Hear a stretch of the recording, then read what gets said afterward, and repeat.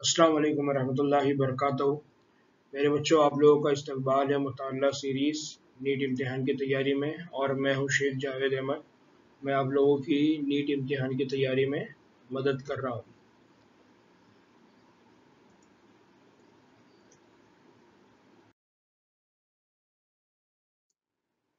अब तक हमने इस चैप्टर के अंदर क्या देखा, तो हम लोगों ने ये देखा कि डीएनए डीएनए डबल स्टैंडर्ड ये जेनेटिक मटेरियल है, इसको एक्सपेरिमेंटली प्रूव किया गया है। यहाँ पर 3 एक्सपेरिमेंट थे बड़े बड़े, उन्होंने उसको एक्सपेरिमेंट किया। देन हमने लास्ट लेक्चर में ये देखा कि ये जो डीएनए है इसका रेप्लिकेशन होता है, और जो रेप्लिकेशन का प्रोसेस है वो रेप्लिकेशन के प्रोसेस को मिसेल्सन एंड स्टॉक इन दोनों साइंटिस्ट ने मिलके बाय यूजिंग उन्होंने इस्तेमाल किया रेडियो आइसोटोप्स। एक N15 रेडियो आइसोटोप्स इन्होंने यूज किया, और उसका यूज करके उन्होंने ये बताया कि डीएनए का जो रेप्लिकेशन होता है वो सेमी कंजर्वेटिव होता है। Semi conservative means half DNA जो रहेगा वो ओल्ड स्ट्रैंड रहेगा, हाफ डीएनए न्यू स्ट्रैंड रहेगा। नाउ बच्चों, आज हम बात करने वाले हैं रेप्लिकेशन, और स्पेशली रेप्लिकेशन के अंदर रेप्लिकेशन की मशीनरी और रेप्लिकेशन के अंदर यूज होने वाले खामिरों की हम डिस्कशन करेंगे। तो सबसे पहले मशीनरी और खामिरे। तो हमको ये मालूम है कि जो जिंदा खलिए है, जितने भी जिंदा खलिए हैं, तो उसमें अगर हम एग्जाम्पल ले इकोलाई, जिंदा खलियों में भी अगर हम एग्जाम्पल किसकी ले, इकोलाई, इकोलाई बैक्टीरिया की। इकोलाई, इकोलाई ये क्या है, ये एक बैक्टीरिया है जिसको एक्सपेरिमेंट के लिए यूज किया जाता है। किस लिए यूज किया जाता है इसको? एक्सपेरिमेंट्स के लिए यूज किया जाता है। तो जिंदा खलियों जैसे इकोलाई, इनके अंदर अगर रेप्लिकेशन के अमल को अगर देखा जाए, तो इनके रेप्लिकेशन के अमल में जो सबसे ज्यादा पार्टिसिपेट करते हैं वो होते हैं खामरे। वो क्या होते हैं? खामरे या कैटालिस्ट। खामरे या कैटालिस्ट, या हम उनको क्या बोलते हैं? एंजाइम्स। वहां पर उनको किसकी नीड होती है? एंजाइम्स। तो जितने भी लिविंग ऑर्गेनिज्म है वहां पर काम करने वाले मजदूर, काम करने वाले मजदूर कौन है? वो है एंजाइम। तो एंजाइम क्या करते हैं? डीएनए के रेप्लिकेशन में काम करते हैं। तो सबसे अहम यहाँ पर कौन है? सबसे अहम यहाँ पर एक खामिरा है जिसका नाम है डीएनए। क्या नाम है उसका? DNA dependent. क्या नाम है? DNA dependent DNA polymerase. अभी देखिए, बहुत बड़ा नाम है लेकिन बहुत आसान है इसको याद रखने के लिए। इसका पूरा नाम क्या है? DNA dependent DNA polymerase. इसका नाम याद रखने में बहुत आसानी है। कैसा?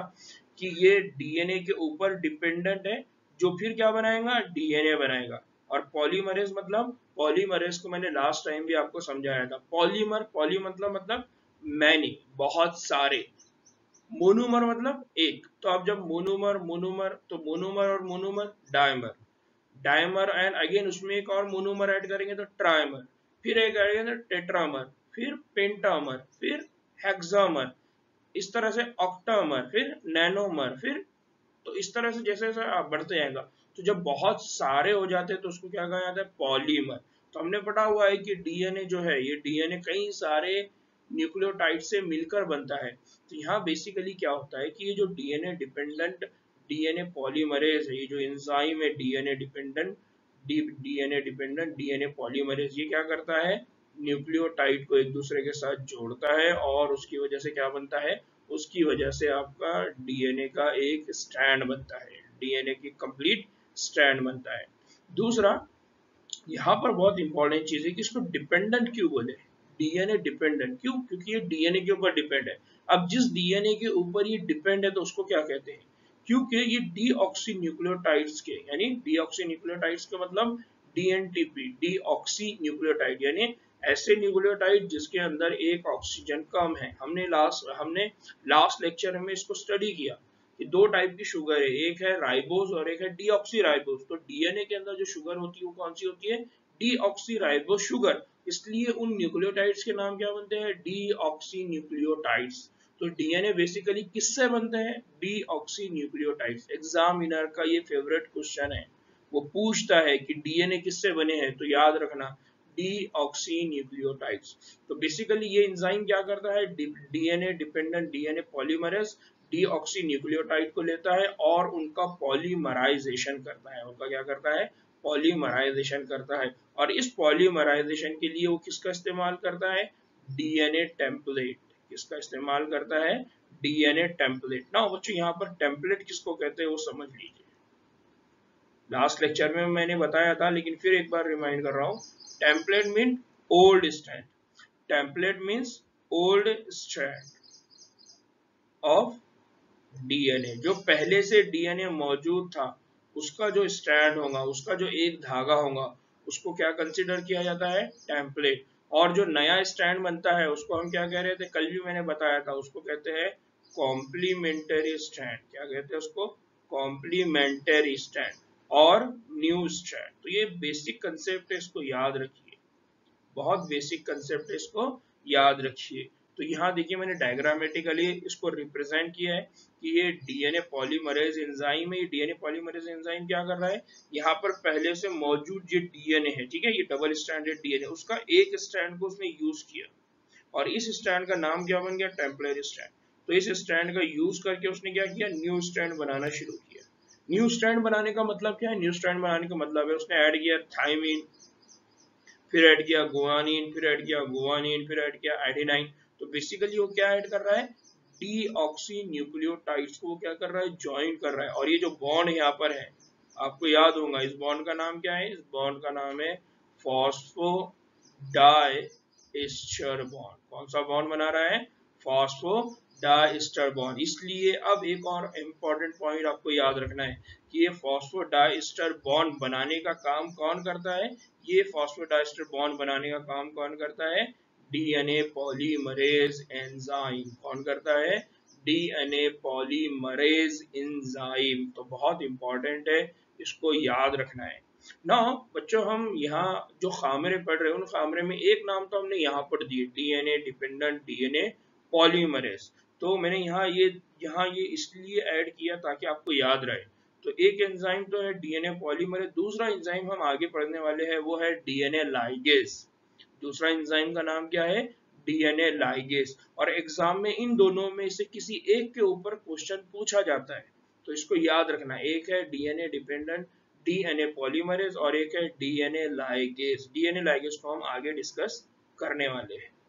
नाउ ये जो खामरे है, ये जो खामरा है, कौन सा Khamra, DNA dependent DNA polymerase. ये बड़ा कारगुजार खामरा है। ये कैसा है, बहुत कारगुजार। कारगुजार का मतलब क्या होता है, बहुत एफिशिएंट। कैसा है, बहुत एफिशिएंट। एफिशिएंट का मतलब है अपने काम को बहुत अच्छे से करता है, बहुत परफेक्ट के साथ वो अपने काम को करता है, या अपने काम को बहुत जल्दी करता है और बहुत कम वक्त में बहुत अच्छे से करता है, तो उसको कहा जाता है एफिशिएंट। तो ये खामरे बहुत ज्यादा एफिशिएंट होते हैं, तो इनको एग्जाम में अक्सर पूछा जाता है, उनके पास उनकी प्रॉपर्टीज पूछी जाती है। तो उसमें एक प्रॉपर्टी जो होती है कि ये बहुत ज्यादा एफिशिएंट होते हैं। क्यों, क्योंकि इनकी बड़ी तादाद, यानी ये एंजाइम्स की जो बड़ी तादाद, ये न्यूक्लियोटाइड्स बनाते हैं। ये क्या करते हैं, न्यूक्लियोटाइड्स बनाते हैं और काफी कम वक्त में बनाते हैं। क्या करते हैं, ये काफी कम वक्त में बनाते हैं। तो ये एंजाइम एफिशिएंट क्यों है, क्योंकि ये बहुत कम वक्त में बहुत सारे न्यूक्लियोटाइड्स बना देते हैं।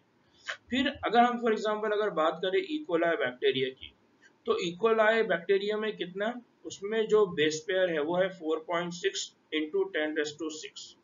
जो इकोलाई है, इकोलाई में टोटल बेस पेयर कितने हैं, इकोलाई के अंदर टोटल बेस पेयर है 4.6 इंटू 10⁶ बेस पेयर। और इनके पास क्या होता है कि 20 मिनट्स के अंदर ये क्या हो जाता है, डबल हो जाते हैं। ये क्या हो जाते हैं, इनकी डुप्लीकेट हो जाते हैं, यानी इनका जो रेप्लिकेशन टाइम है वो कितना है, 20 मिनट्स। तो हर 20 मिनट्स में डबल हो जाते हैं। तो इतने एफिशिएंटली इकोलाई के अंदर ये एंजाइम काम करते हैं कि इकोलाई 20 मिनट के अंदर डबल हो जाता है। इसी तरह से अगर हम इंसानों की बात करें, इन केस ऑफ ह्यूमन बीइंग, इंसानों की अगर बात करें, तो इंसानों का जो डिप्लॉइड खलिए है ना, हमने कहा कि इंसानों के अंदर क्या होते हैं, 2n क्रोमोसोम होता है। टोटल नंबर ऑफ क्रोमोसोम कितने होते हैं, 46, और पेयर कितनी होती है, 23 पेयर। तो अगर इंसानों के अंदर डिप्लॉइड खलिए में अगर बात करें तो उनके अंदर कितना होता है 6.6 इंटू 10⁻⁹ बेस पेयर। इसको याद रखिए कि ह्यूमन का जो डीएनए है वो कितना है, ह्यूमन का डीएनए की लेंथ कितनी है 6.6 इंटू 10⁻⁹ बेस पेयर।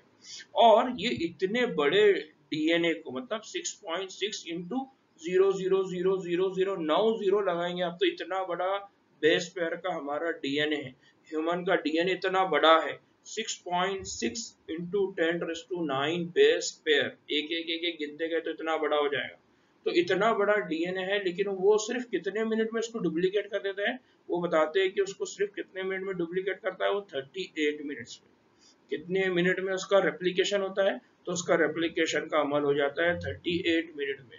इसका मतलब क्या है, इसका मतलब है कि यहाँ पर पॉलीमराइजेशन की जो एफिशिएंसी वो बहुत ज्यादा है। अगर कंसीडर करें कि इकोलाई ह्यूमन की बॉडी के अंदर पर सेकंड में कितने न्यूक्लियोटाइड को, डीऑक्सी राइबोन्यूक्लियोटाइड को डीएनए पॉलीमरेज ऐड करता है, तो अगर पॉलीमराइजेशन की स्पीड अगर उसकी कंसीडर की जाए तो वो कितनी होती है 2000 बेस पेयर। कितनी होती है 2000 बेस पेयर फी सेकंड। हम ये कह सकते हैं कि अगर हमने कहीं पर हमने ये शर्त लगाई कि भाई कितने सेकंड में आप बनाने खाते हैं या केले खाते हैं, या कितने घंटे में आप कितने केले खाते हैं या बनाने खाते हैं, तो जो सबसे ज्यादा खाएगा वो सबसे ज्यादा एफिशिएंट। फॉर एग्जांपल अगर कोई 1 मिनट में 3 खाता है तो वो एफिशिएंट, या कोई 1 मिनट में 4 बनाना खाता है, 4 केले खाता है, तो वो उससे भी ज्यादा एफिशिएंट। तो वैसे ही डीएनए पॉलीमरेज 1 सेकंड में कितने ऐड करता है 2000 बेस पेयर। कितने ऐड करता है 2000 बेस पेयर। इसको याद रखना, एग्जाम में क्वेश्चन पूछा जाता है, ठीक है, इसको अच्छे से याद रखिए। तो ये जो डीएनए पॉलीमरेज एंजाइम है, अगर ह्यूमन की बात करें तो इंसानों के अंदर ये 6.6 इंटू 10⁻⁹ बेस पेयर के इतने बड़े डीएनए को सिर्फ 38 मिनट के अंदर क्या कर देता है, डुप्लीकेट कर देता है, कंप्लीट कर देता है। और इसके डीएनए पॉलीमरेज की फी सेकंड अगर एफिशिएंसी की बात किया जाए कि 1 सेकंड में वो कितना काम करता है, तो 1 सेकंड में वो कितना ऐड करता है 2000 बेस पेयर। फिर यहाँ पर एक और इम्पॉर्टेंट चीज है कि इन पॉलीमर्स, ये जो पॉलीमर्स है ना डीऑक्सी, ना सिर्फ तेज रफ्तार होना है बल्कि उन्हें रिएक्शंस को बहुत हद तक एक्यूरेटली कैटालाइज भी करना होता है। अब यहाँ पर दो बातें हैं, एक ये है कि एक तो बहुत तेजी के साथ ऐड करना है, प्लस तेजी के साथ ऐड करने के साथ साथ एक्यूरेसी भी ज्यादा होना चाहिए।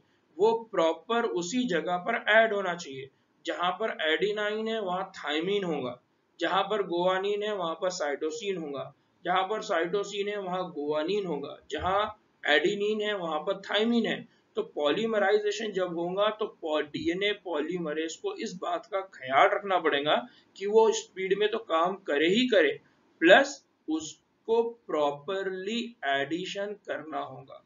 अगर उसने प्रॉपरली एडिशन नहीं किया तो इंफॉर्मेशन क्या हो जाएंगी डीएनए की चेंज। तो ये बहुत इंपॉर्टेंट चीज है कि दो बातों का ख्याल डीएनए पॉलीमरेज को रखना होता है। एक तो उसका तेज रफ्तार, उसको अपनी रफ्तार का ख्याल रखना होता है। दूसरा उसको रखना होता है एक्यूरेसी। किसका ख्याल रखना होता है, एक्यूरेसी। तो ये बहुत इंपॉर्टेंट है। लेकिन अगर आप कंसीडर करिए कि रेप्लिकेशन के दौरान गलती से उसने अगर कोई न्यूक्लियोटाइड चेंज कर दिया, जहां पर थाइमिन ऐड करना था वहां गलती से एडेनाइन कर दिया, या जहां पर थाइमिन ऐड करना था वहां गलती से साइटोसिन कर दिया, तो उसके नतीजे में क्या होगा, उसके नतीजे में होगा म्यूटेशन। उसके नतीजे में क्या हो जाता है, म्यूटेशन। तो ये बहुत इंपॉर्टेंट चीज है। हम आगे चल के पढ़ेंगे कि म्यूटेशन अगर होता है तो क्या होता है। अगर म्यूटेशन हो जाए तो उससे कैंसर भी हो सकता है, म्यूटेशन हो जाए तो उससे बीमारियां भी हो सकती है, म्यूटेशन अगर हो जाए तो जेनेटिक बहुत सारी डिजीज हो सकती है, म्यूटेशन अगर हो जाए तो उसकी वजह से उसका फंक्शन चेंज हो सकता है या फंक्शन लॉस हो सकता है। तो ये डिफरेंट टाइप की प्रॉब्लम जनरेट हो सकती है। इसके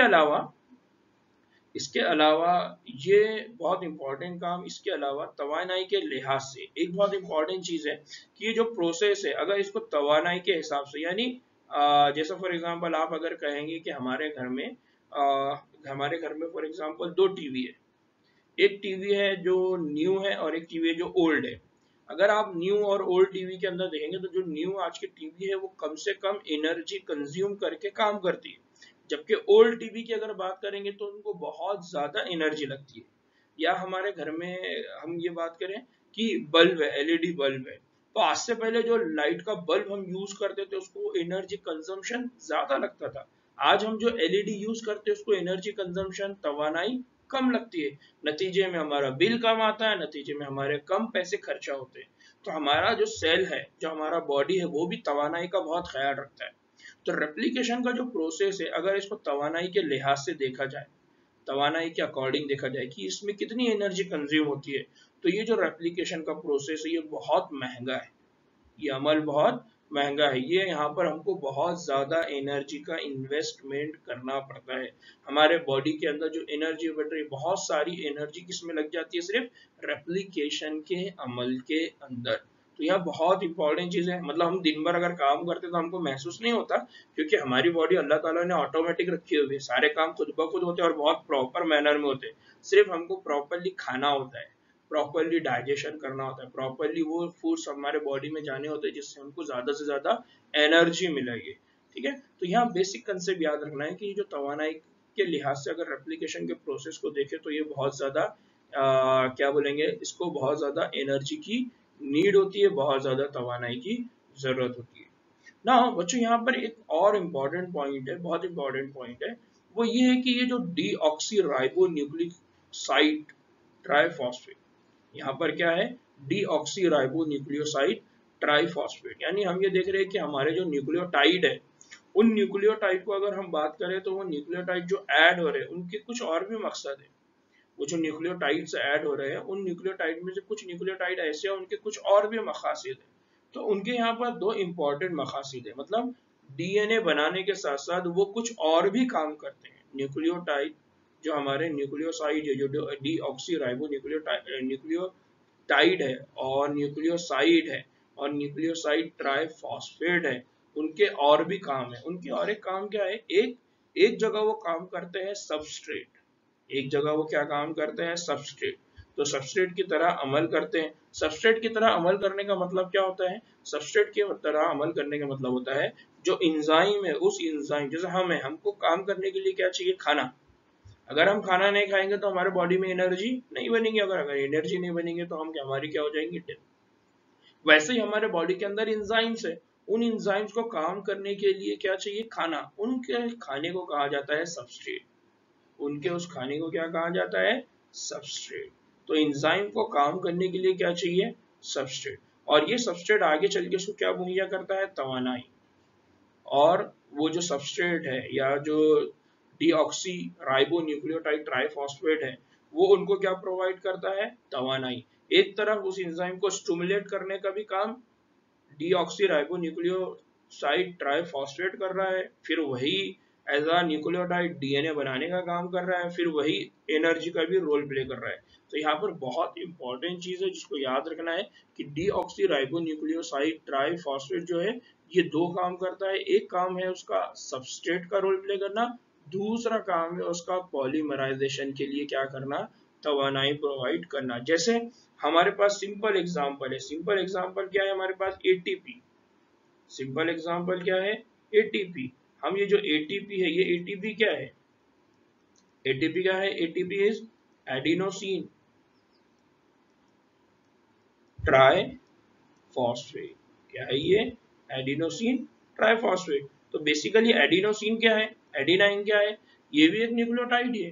तो यहाँ पर एक कंसेप्ट जो समझना है वो ये कि ये जिस तरह से एटीपी एनर्जी का रोल प्ले कर रहा है, सबस्ट्रेट का रोल प्ले कर रहा है, तो ये जो एटीपी है ये कौन है, डीऑक्सी न्यूक्लियोसाइड ट्राइफॉस्फेट। तो यहाँ पर बहुत इंपॉर्टेंट चीज आपको याद रखना है कि डीऑक्सी न्यूक्लियोसाइड ट्राइफॉस्फेट जहां पर न्यूक्लियोटाइड का रोल प्ले कर रहा है, स्ट्रैंड के अंदर अलाइन हो रहा है, अरेंज हो रहा है, एक स्ट्रैंड बना रहा है, साथ ही साथ वो सबस्ट्रेट का भी रोल प्ले करता है एंजाइम के लिए, साथ ही साथ वो एनर्जी का भी रोल प्ले करता है एंजाइम्स के लिए। तो उसकी बेसिक एग्जांपल जो याद रखना है वो क्या है, एटीपी। किस, कौन है, एटीपी। नाउ बच्चों यहाँ पर एक और चीज जो याद रखना है कि जो हमारा डीएनए डिपेंडेंट डीएनए पॉलीमरेज है, इसके अलावा भी रेप्लिकेशन के अमल को सही तरीके से मुकम्मल करने के लिए और भी सही कई सारे इंजाइम्स की हमको क्या पड़ती है जरूरत। जैसे मैंने पहले ही कहा कि सिर्फ यहाँ पर डीएनए पॉलीमरेज एंजाइम नहीं है, इसके अलावा भी यहाँ पर कई सारे इजाफी एंजाइम है, यहाँ पर कुछ और भी खामिरों की क्या पड़ती है जरूरत पड़ती है।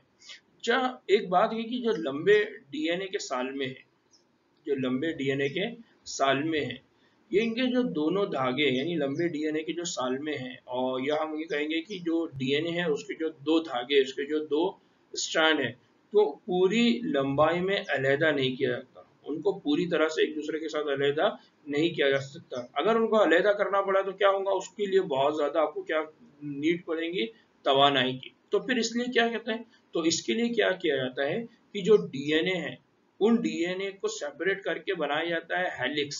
जो डीएनए के हेलिक्स है उनको क्या किया जाता है, छोटे छोटे हिस्सों में रेप्लिकेशन का अमल किया जाता है। यानी पूरी तरह, अगर फॉर एग्जांपल आप ये कहें कि एक बहुत बड़ा डीएनए है और आपने इसको पूरा सेपरेट कर दिया, फिर आपने रेप्लिकेशन किया, तो अगर आप पूरी तरह सेपरेट कर देंगे और फिर एक साथ इसको रेप्लिकेशन करने की कोशिश करेंगे तो कई सारे एंजाइम लगेंगे, कई सारे एंजाइम को आपको एनर्जी देना पड़ेगा। तो यहाँ प्रॉब्लम क्या हो जाएगी, यहाँ प्रॉब्लम ये हो जाएगी कि आपको बहुत ज्यादा तवानाई देना पड़ेगा, बहुत ज्यादा सबस्ट्रेट देना पड़ेगा, बहुत ज्यादा एटीपीज देना पड़ेगा, जो कि पॉसिबल नहीं है। तो इसलिए क्या करते हैं कि जो डीएनए है उनको छोटे छोटे टुकड़ों में तकसीम कर देते हैं और छोटे छोटे हिस्सों में तकसीम करके उनका क्या किया जाता है, रेप्लिकेशन। और जब इस तरह से छोटे छोटे टुकड़ों में उनको कन्वर्ट किया जाता है तो उस वक्त वहां पर बनता है रेप्लिकेशन फॉर्क। क्या बनता है वहां पर, रेप्लिकेशन फॉर्क। नाउ ये देखिए किस तरह से रेप्लिकेशन फॉर्क बनता है। फॉर एग्जांपल यहाँ पर कंसीडर करिए कि ये इस तरह की डायग्राम है, ठीक है, ये डबल स्ट्रैंडेड डीएनए है। अब इस डबल स्ट्रैंडेड डीएनए को अगर आप रेप्लिकेशन करना चाहें तो आप क्या कर सकते हैं, इन दोनों के स्ट्रैंड को सेपरेट कर सकते हैं। लेकिन यहाँ प्रॉब्लम क्या है, इन दोनों को जब आप सेपरेट करेंगे तो इसके लिए क्या लगेंगी आपको, एनर्जी, और जो एनर्जी लगेंगी वो बहुत ज्यादा। इसलिए हम क्या कर सकते हैं कि इस डीएनए के अंदर हम क्या कर सकते हैं कि इसको एक जगह से यहां से ओपन कर दो, फिर थोड़ी देर के बाद यहां से ओपन कर दो, फिर थोड़ी देर के बाद आगे से। तो इस तरह से छोटी छोटी जगह पे हम क्या करते जाएंगे, यहाँ पर एक डीएनए का पैच बना दिया, फिर आगे चल के डीएनए का पैच बनाएगा। तो छोटे छोटे हिस्सों में हम क्या बनाते हैं, डीएनए। लेकिन जब हम इन डीएनए को सेपरेट करते हैं तो हमको यहाँ पर एक स्ट्रक्चर देखने को मिलता है। ये जो स्ट्रक्चर आपको देखने को मिल रहा है ना, ये स्ट्रक्चर, यहाँ पर ये स्ट्रक्चर, इस स्ट्रक्चर को क्या बोला जाता है, रेप्लिकेशन फोर्क। क्या बोला जाता है इसको, रेप्लिकेशन फोर्क। रेप्लिकेशन फोर्क आपने फिजिक्स के अंदर पढ़ा होगा। फोर्क, फोर्क यानी तवातुर, जिसके अंदर मतलब या सिंपल हम ये समझ सकते हैं कि घर में आपके पुराने जमाने में है ना एक चिमटा हुआ करता था। पुराने जमाने में एक इस तरह का चिमटा होता था छोटा सा, है ना। इस चिमटे के द्वारा हमारे दादी नानी या घर में जो भी फैमिली में वो लोग रोटी पकाते थे, रोटी को ऐसा पलटाते थे। कभी आपने उसको ऐसा पकड़ के हिलाया है क्या? जब आप उसको हिलाएंगे ना तो ये है, ये इधर मूवमेंट करते हैं, तो ये फॉर्क है। या फिर हम आप कहेंगे कि जो हमारे घर में अभी अभी हम खाने के लिए भी इस्तेमाल करते हैं फॉर्क का, चाइनीज वगैरह में, है ना। तो यहाँ पर बेसिकली ये जो फॉर्क है, तो यहाँ पर इस तरह की ये मतलब दो इंड बन जाते हैं इस तरह के, उसके अंदर क्या बन जाते हैं, इंड या वाई शेप स्ट्रक्चर वहां बन जाता है। तो वो वजह से इसका नाम क्या बन गया, फॉर्क। और क्योंकि यहाँ पर डीएनए का एडिशन होता है इसलिए इसका नाम क्या बन गया, रेप्लिकेशन फॉर्क। तो बेसिकली ये रेप्लिकेशन फॉर्क बनता है और इस रेप्लिकेशन फॉर्क के बनने के बाद इस स्ट्रैंड के ऊपर नया डीएनए बन रहा है और इस स्ट्रैंड के ऊपर नया डीएनए बन रहा है। बट ये जो डीएनए बन रहा है ये क्या बन रहा है, ये छोटे छोटे टुकड़ों में बन रहा है, छोटे छोटे पैचेस में बन रहा है, ताकि यहाँ पर कम से कम एनर्जी की जरूरत पड़े। तो बच्चों यहाँ पर बहुत बेसिक कंसेप्ट आपको याद रखना है कि डीएनए बड़ा होता है और डीएनए बड़ा होने की वजह से उसके रेप्लिकेशन के लिए एनर्जी ज्यादा लगेंगी। इसलिए हमारे बॉडी के अंदर जो मैकेनिज्म फॉलो किया जाता है वो क्या है कि डीएनए को एक साथ रेप्लिकेट करने के बजाय उसको छोटे छोटे हिस्सों में रेप्लिकेट किया जाता है। और जब वो सेपरेट होते हैं तो ये जो बबल लाइक स्ट्रक्चर बनता है, यहाँ पर एक होल लाइक स्ट्रक्चर बनता है। तो इस स्ट्रक्चर का ये जो वाई शेप स्ट्रक्चर है इस वाई शेप स्ट्रक्चर को क्या बोला जाता है? Replication fork. क्या बोला जाता है इसको? Replication fork. नाउ इस रेप्लिकेशन फॉर्क के ऊपर अब रेप्लिकेशन कैसा होगा? इस स्ट्रैंड पर कैसा होगा, इस स्ट्रैंड पर कैसा होगा? तो ये बहुत इंटरेस्टिंग पॉइंट है, इसको और अच्छे से समझने की हम कोशिश। जो डीएनए डिपेंडेंट डीएनए पॉलीमरेज है, डीएनए डिपेंडेंट डीएनए पॉलीमरेज है, ये अपने अमल को हमेशा किस एक ही सिम में कैटालाइज कर सकता है। ये हमेशा अपने आपको इसका जो काम है, यानी ये सिर्फ एक ही सिम में रन कर सकता है, और वो सिम है 5 प्राइम टू 3 प्राइम। वो सिम कौन सी है? 5 प्राइम टू 3 प्राइम। इसकी वजह से रेप्लिकेशन फॉर्क के ऊपर कुछ मजीद पेचीदगियां क्या हो जाती है? पैदा हो जाती है। मतलब ये हमेशा एक ही डायरेक्शन में रन करेगा, और वो डायरेक्शन कौन सी है? 5 प्राइम टू 3 प्राइम। यानी वो 5 प्राइम एंड से किस डायरेक्शन में रन करता है? 3 प्राइम एंड के तरफ। वो कभी भी 3 प्राइम से 5 प्राइम के तरफ नहीं जाता। इसलिए यहाँ पर याद रखने का कि डीएनए पॉलीमरेज का जो सिम्थ है वो कौन सा है? 5 प्राइम टू 3 प्राइम। ठीक है। अब इसकी वजह से होता क्या है? इसकी वजह से होता क्या है? ये देखिए यहाँ पर इसका हमेशा रन किस तारीफ है? फॉर एग्जांपल ये एक स्ट्रैंड है ना, ये जो स्ट्रैंड है, इस स्ट्रैंड पे देखिए डीएनए, नया जो डीएनए बन रहा है, तो नया डीएनए किस डायरेक्शन में बन रहा है? 5 प्राइम टू 3 प्राइम। फिर ये एक और ओल्ड स्ट्रैंड है, इस ओल्ड स्ट्रैंड पे भी जो डीएनए बन रहा है वो किस डायरेक्शन में बन रहा है? 5 प्राइम टू 3 प्राइम। ये जो एरो है, ये एरो एंजाइम्स की डायरेक्शन दिखा रहा है। ये जो एरो है ये क्या बता रहा है? डीएनए पॉलीमरेज एंजाइम की डायरेक्शन। तो हमेशा याद रखिए कि डीएनए पॉलीमरेज की डायरेक्शन क्या होती है? 5 प्राइम टू 3 प्राइम। अब यहाँ छोटे छोटे फ्रैगमेंट्स है, इसलिए इनको भी इन्होंने 5 प्राइम टू 3 प्राइम दिखाया है। नाउ यहाँ पर एक और इम्पोर्टेंट चीज है, बहुत इंपॉर्टेंट है, एग्जाम में अक्सर क्वेश्चन पूछा जाता है। अगर अभी नहीं पूछा गया तो आगे जिंदगी में कहीं ना कहीं ये क्वेश्चन आपको पूछा जाएगा, तो इसको याद रखना है। वो क्या है कि ये जो धागे है, तो इन दोनों धागों में से या दोनों स्ट्रैंड में से एक जो धागा है उस पर जो पोलैरिटी है, उसकी पोलैरिटी क्या है? 3 प्राइम टू 5 प्राइम। उसकी पोलैरिटी क्या है? 3 प्राइम टू 5 प्राइम। ये जो पोलैरिटी है 3 प्राइम टू 5 प्राइम पोलैरिटी। तो रेप्लिकेशन वहां पर कैसा होता है? वहां पर रेप्लिकेशन होता है मुसलसल। वहां पर जो रेप्लिकेशन होता है वो कैसा होता है? मुसलसल। तो यहाँ देखिए मुसलसल तालीफ, तालीफ का मतलब क्या होता है? बनाना। तो ये जो स्ट्रैंड है, ये जो स्ट्रैंड है जिसकी पोलैरिटी क्या है? 3 प्राइम टू 5 प्राइम, इस स्ट्रैंड के ऊपर रेप्लिकेशन का जो डायरेक्शन है वो 5 प्राइम टू 3 है, और ये जो प्रोसेस है ये कैसा है? कंटिन्यूअस। यहाँ पर कहीं पर भी आपको गैप देखने को मिल रहा है क्या? नहीं। जिस तरह से यहाँ पर छोटे छोटे गैप है, यहाँ पर है क्या? नहीं है। इसलिए इसको बोला गया है मुसलसिल तारीफ। क्या बोला गया है इसको? Continuous replication. जबकि दूसरा डीएनए और इसकी जो पोलैरिटी है वो क्या है? इसकी पोलैरिटी है 5 प्राइम टू 3 प्राइम। इसीलिए हमने पहले कहा था कि डीएनए कैसा होता है? Anti parallel. डीएनए कैसा होता है? Anti parallel. उसकी पोलैरिटी अपोजिट होती है। एक स्ट्रैंड अगर 3 प्राइम टू 5 है, 5 प्राइम है, तो दूसरा स्ट्रैंड उसका क्या होता है? 5 प्राइम टू 3 प्राइम। तो यहाँ पर बहुत इंपॉर्टेंट है, इसको याद रखना कि कहाँ पर कंटिन्यूअस रेप्लिकेशन हो रही है। ठीक है। तो जो 5 प्राइम टू 3 प्राइम पोलैरिटी वाला डीएनए है वहां पर होती है गैर मुसलसल तालीफ। वहां पर कौन सी तालीफ होती है? गैर मुसलसल तालीफ, या उसको कहेंगे डिसकंटिन्यूअस रेप्लिकेशन। वहां पर कौन सा होता है? Discontinuous replication. और इसको डिसकंटिन्यूअस रेप्लिकेशन क्यों बोलते हैं? तो गैर मुसलसल तालीफ जो होती है वो होती है टुकड़ों में। वो किस में होती है?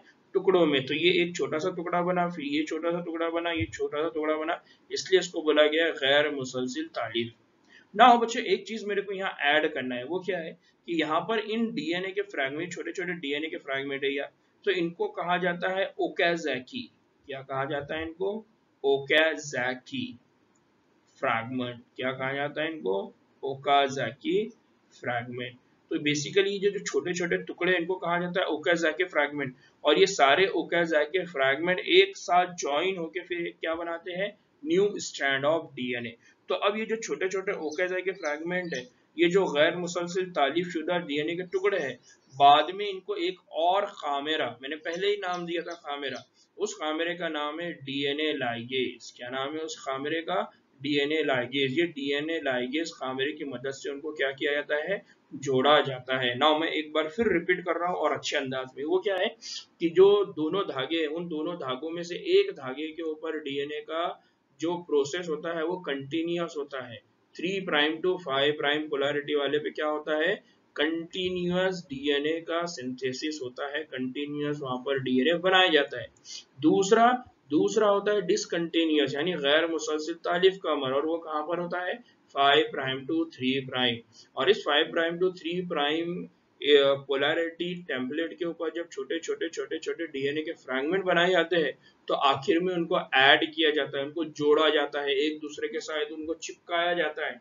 और उनको चिपकाने का, उनको जोड़ने का अमल कौन करता है, डीएनए लाइगेज। कौन करता है, डीएनए लाइगेज। तो डीएनए लाइगेज को याद रखना कि गैर मुसलसिल तालिफ शुदा डीएनए के टुकड़ों को जोड़ने वाला एंजाइम, क्या याद रखना है, गैर मुसलसिल तालिफ शुदा डीएनए के टुकड़ों को जोड़ने वाला एंजाइम, उसको कहा जाता है डीएनए लाइगेज। क्या कहा जाता है उस एंजाइम को, डीएनए लाइगेज।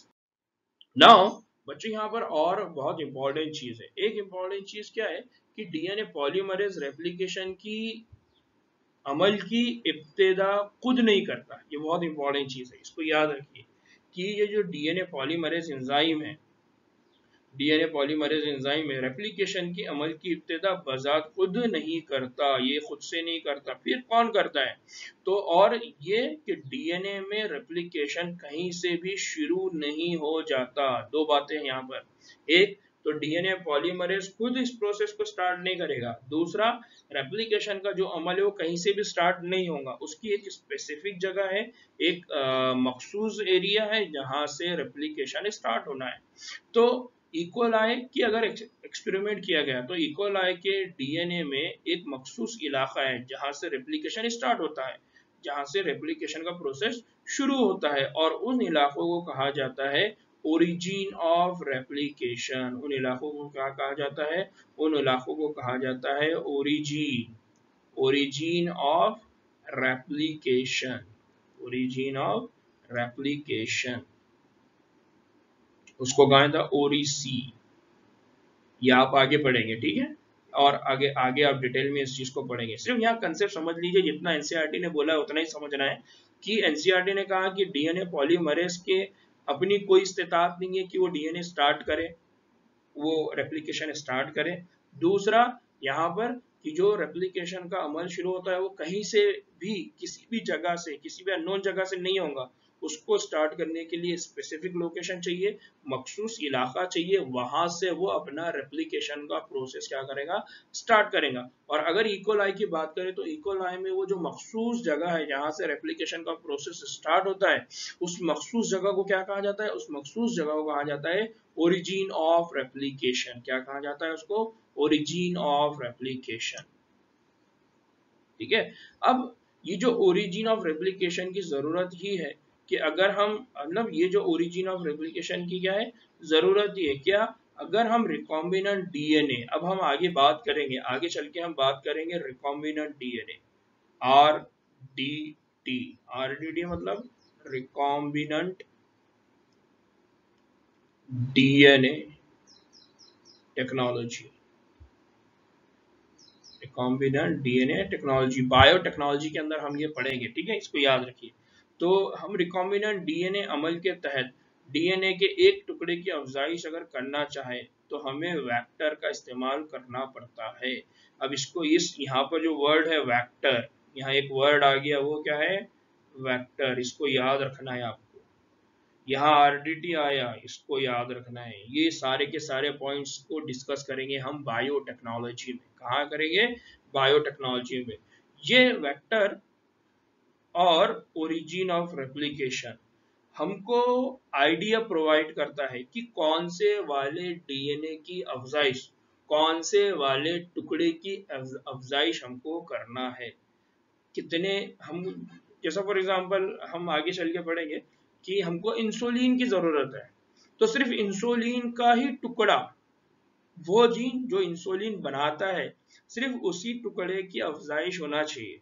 तो अब हम क्या करेंगे, उस वक्त हम यूज करेंगे ओरिजिन ऑफ रेप्लिकेशन और उस वक्त हम साथ में यूज करेंगे वेक्टर। ठीक है, तो ये बहुत छोटे से बहुत इंपॉर्टेंट कंसेप्ट है, बड़े कंसेप्ट है। अभी यहाँ पर हमको इससे कोई लेना देना नहीं है, हमको इसको पढ़ना है बायोटेक्नोलॉजी में।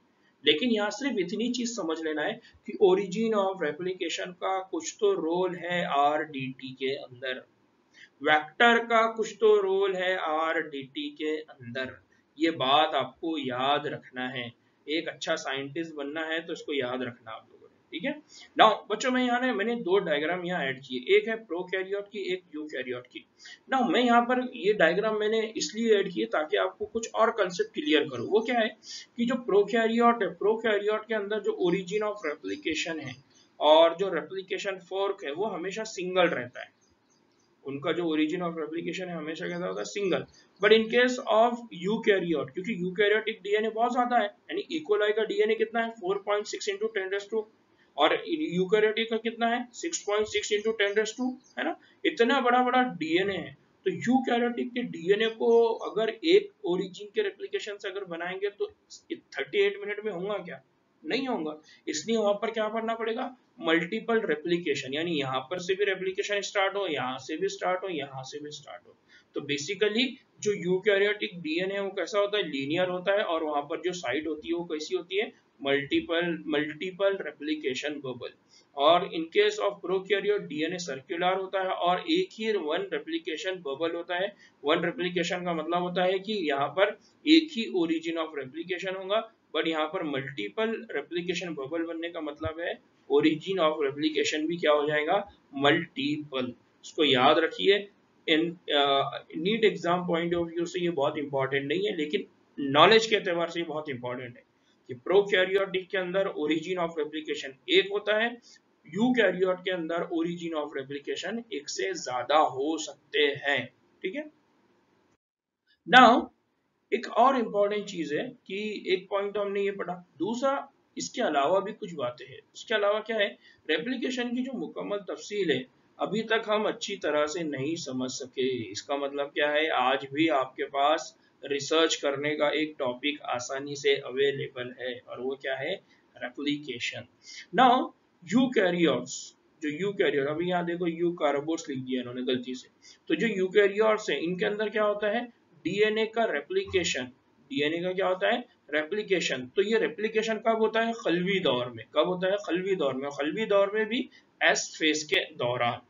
कब होता है, एस फेज के दौरान। इसका मतलब ये है कि अगर हमने बात की यूकैरियोट्स, अगर हमने बात की है यूकैरियोट्स, तो यूकैरियोट्स के अंदर जो डीएनए है उस डीएनए का जो रेप्लिकेशन का अमल है, अगर ये अमल कब होता है, अगर ये अमल कब होता है तो मालूम किया तो मालूम पड़ता है कि ये अमल कब होता है, ये रेप्लिकेशन का अमल होता है एस फेज में। कहां पर होता है, एस फेज में।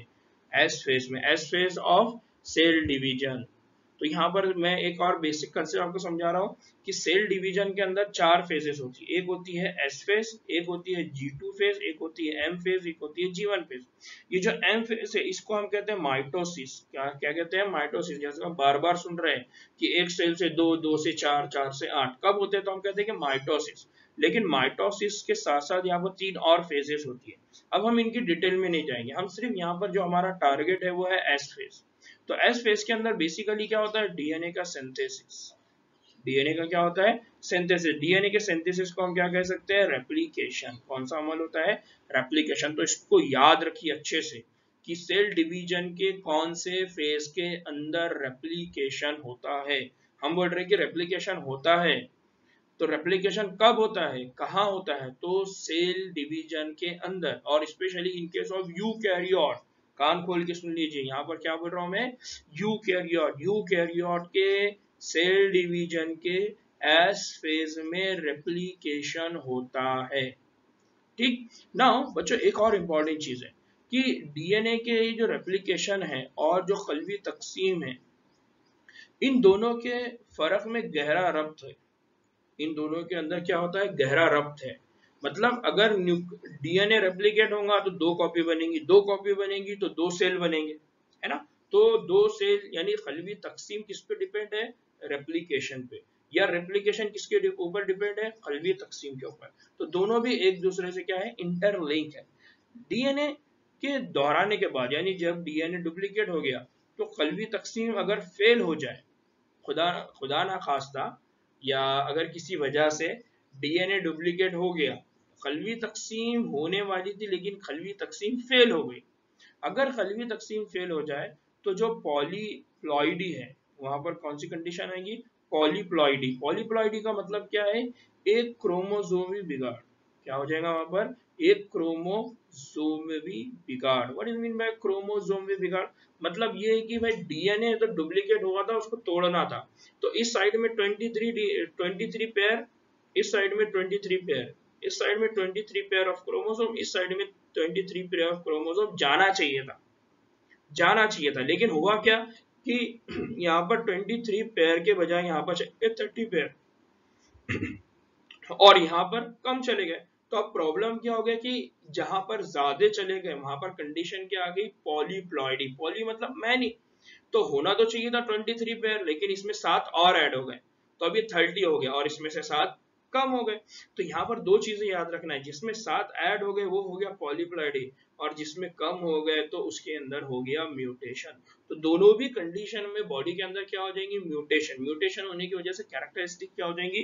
चेंज। इसलिए यहाँ पर बहुत इंपॉर्टेंट चीज है जिसको यहाँ समझाया जा रहा है, वो क्या है कि अगर कलवी तकसीम प्रॉपरली नहीं हुई और कलवी तकसीम अगर फेल हो गई तो डीएनए रेप्लिकेशन के बाद भी यहाँ पर कुछ क्रोमोसोमल चेंजेस हो सकते हैं, और वो म्यूटेशन या वो चेंजेस हमारे बॉडी के अंदर बहुत बड़ी बीमारियां, बहुत बड़ी जेनेटिक डिसऑर्डर पैदा कर सकते हैं।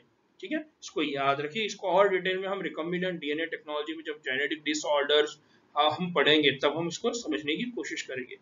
ओरिजिन ओरिजिन और इन अमलियात के बारे में, इस जगह वाक़ होते हैं, इनकी तफसील आप आला दर्जात में पढ़ेंगे। तो यहाँ बेसिक कंसेप्ट आपको याद रखना है कि अगर डीएनए के अंदर क्या होता है, यहाँ पर बेसिक कंसेप्ट आपको याद रखना है कि जो सेल है उस सेल के अंदर क्या होता है, एक तो रेप्लिकेशन होता है, और रेप्लिकेशन के बाद जब डीएनए डबल हो जाता है तो उसकी क्या होती है? खलवी तकसीम। और खलवी तकसीम होने के दौरान में दोनों खलिए के अंदर इक्वल नंबर ऑफ डीएनए जाना चाहिए, इक्वल अमाउंट में डीएनए जाना चाहिए। अगर ऐसा नहीं हुआ तो फिर उसकी वजह से क्या हो जाती है? पॉलीप्लॉइडी कंडीशन, नई बीमारी वहां पर क्या हो जाएगी? डेवलप हो जाएगी। तो उम्मीद है कि आज का ये जो लेक्चर है आप लोगों को बहुत अच्छा लगा होगा, समझ में आया होगा। बच्चों, मैं अक्सर ये देख रहा हूँ कि बहुत कम बच्चे ये वीडियोस देख रहे हैं। मतलब अगर मैं चेक कर रहा हूँ तो पहले ये होता था कि 500-600 के करीब बच्चे देखते थे, तो अभी वो बच्चे कम देख रहे हैं। तो मुझको ये बताइए कि कहीं अगर मेरे वीडियोस में कुछ आप लोग को समझ में नहीं आ रहा, या कहीं आपको ऐसा लग रहा है कि बोर हो रहा है, या कुछ लोगों के नज़दीक अगर उनका मोटिवेशन खत्म हो गया होगा, तो मेरे को व्हाट्सअप करिए, मुझको कमेंट बॉक्स में लिखिए। क्योंकि मैंने ये देखा है कि जैसे नीट का रिजल्ट आया तो अक्सर जो लोग जो 12th का रिजल्ट आया, तो 12th के रिजल्ट के बाद से मैं ये देख रहा हूँ कि बहुत सारे बच्चे अपनी हिम्मत हार चुके हैं। उन्होंने उनके परसेंटेज कम आया या उनकी ग्रुपिंग फिट नहीं हुई, तो उन्होंने पहले ही ये तय कर लिया कि हम नीट एग्जाम क्रैक नहीं करेंगे या हम नहीं पढ़ेंगे।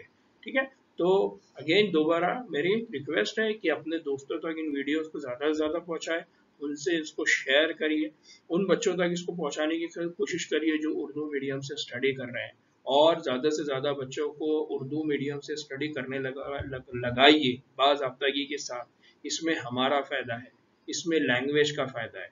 हमारे पास जो एक चांस है इस लैंग्वेज को बचाने का, इस लैंग्वेज को अच्छे से चलाने का, वो है कमर्शियल। और कमर्शियल बेसिस पे जो चीज़ जाती है वो हमेशा सस्टेन रहती है, बाकी रहती है। तो बच्चों को उर्दू मीडियम में शामिल करवाइए ताकि यहाँ पर हमारे पास बहुत सारे बच्चे उर्दू मीडियम के थ्रू MBBS करें, ताकि इस लैंग्वेज की अहमियत बाकी रहे। ठीक है, दुआओं में याद रखिए। इंशाल्लाह नेक्स्ट लेक्चर में फिर आप लोगों से मुलाकात होगी।